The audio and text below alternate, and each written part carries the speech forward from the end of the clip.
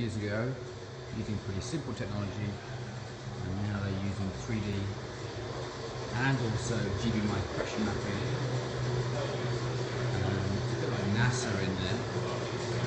Morgan Lloyd, physiotherapist, is helping Jules. There's Chris up there. Chris has got 22 sensors on his body, which are wireless. And we think the human eye works at around about 12 frames per second. V2 works around 18, 20 frames per second. This is working at 120 frames per second. There's Jules and Morgan now. Having a mother's meeting about this. Both these technologies are so powerful that they can't work on one computer. They're having to use two computers to run the system.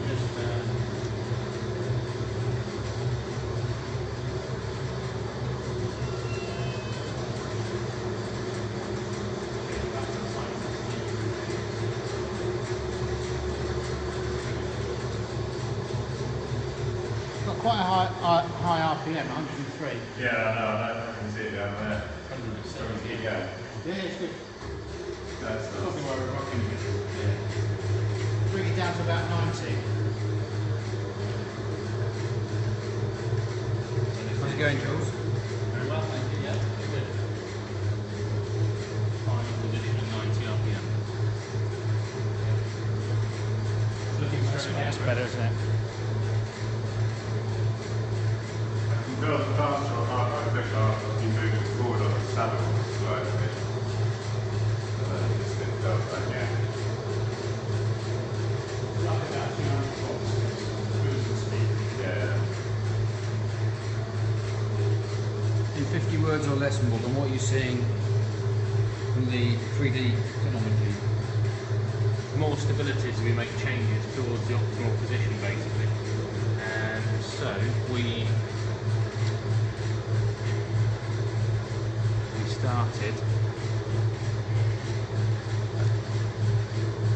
if we play at full speed, it gives you a good impression of what we're seeing. So that's where we started, and we were focusing, apart from just looking at the overall position, we're focusing on pelvic movement and knee tracking.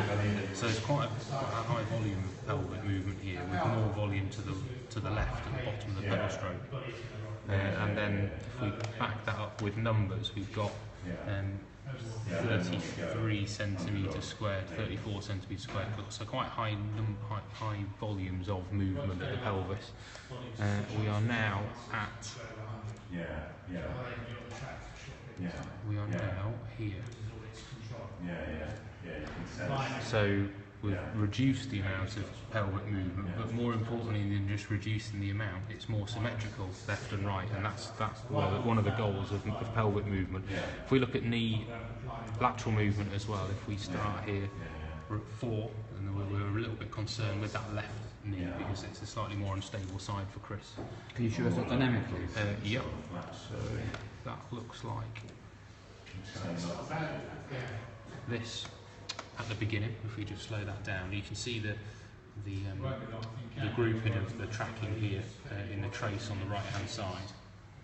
Which gives you a bit more of an idea. And then if we go to the final capture that we took here, that grouping becomes much closer and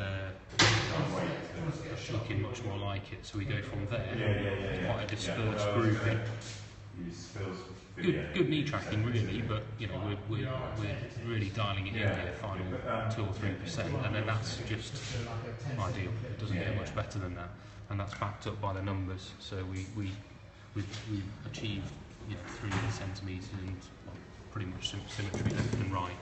And when we started, there was much higher. So more pelvic symmetry, more lateral knee tracking stability as well, which is it's ideal. Yeah. You can commentate there. How are you doing, Chris? Tired now, and I've got fluoro shoes on, so it's all working. No, it feels a lot better. It feels good. It feels strong. It's great. Yeah.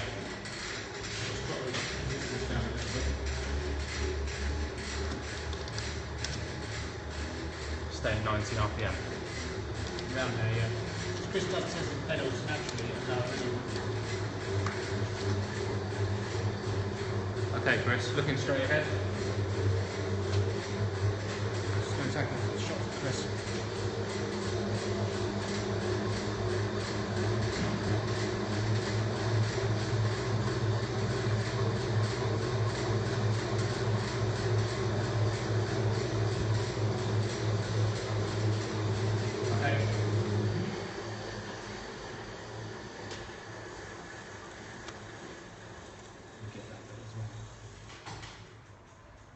Is that the shot you just took?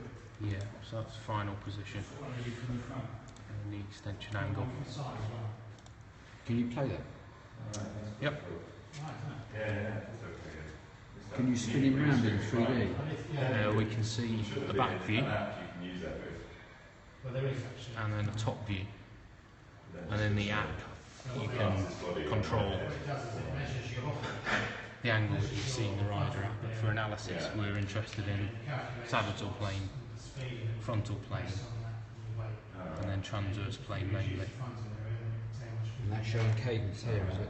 Yeah, so you can control where in the pedal stroke you're analysing. So we're often interested in 90 degrees. We're then interested in looking at maximum knee extension angle, so the point at which the knee is most extended. And you could just dial that straight round. Yeah, and by clicking on the marker and then clicking on the maximum or minimum angle, you can look at minimum knee extension, minimum knee angle at the top of the pedal stroke, obviously, and then maximum at the bottom, and that will automatically sync to where that point of the pedal stroke is. So it's super accurate for determining maximum and minimum angles. There's no guessing here. And it will tell you exactly in the pedal stroke where the point at which the maximum angle is. Interestingly, on this final capture, we've also got symmetry and heel angle. So at 90 degrees, the heel is 14 degrees heel up on both sides, which is important. Perfect. So we've got symmetry and heel angle. And the bottom of the pedal stroke, that's maintained as well. So by clicking more markers, you can then look at the angle here. So we're, what's that, 13 degrees on the left, and then if we look at the right side, we are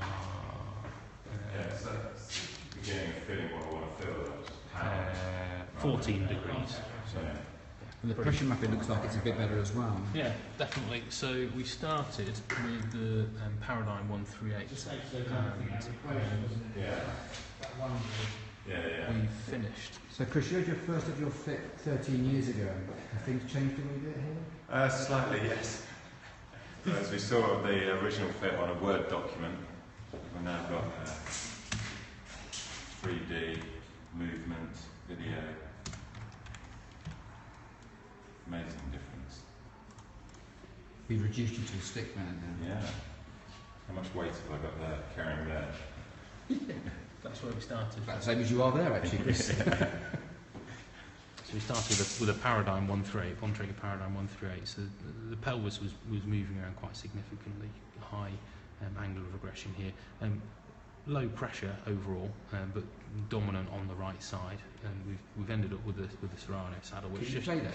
Can you actually play that live? Yeah, which increases the contact between the saddle and Chris's pelvis, so it just increases the surface area that Chris's pelvis has got to interact with, and therefore improves stability. And along with the changes that Jules has made at the foot, which has an effect up, then pelvic stability overall is much better. Lost that pressure point there as well.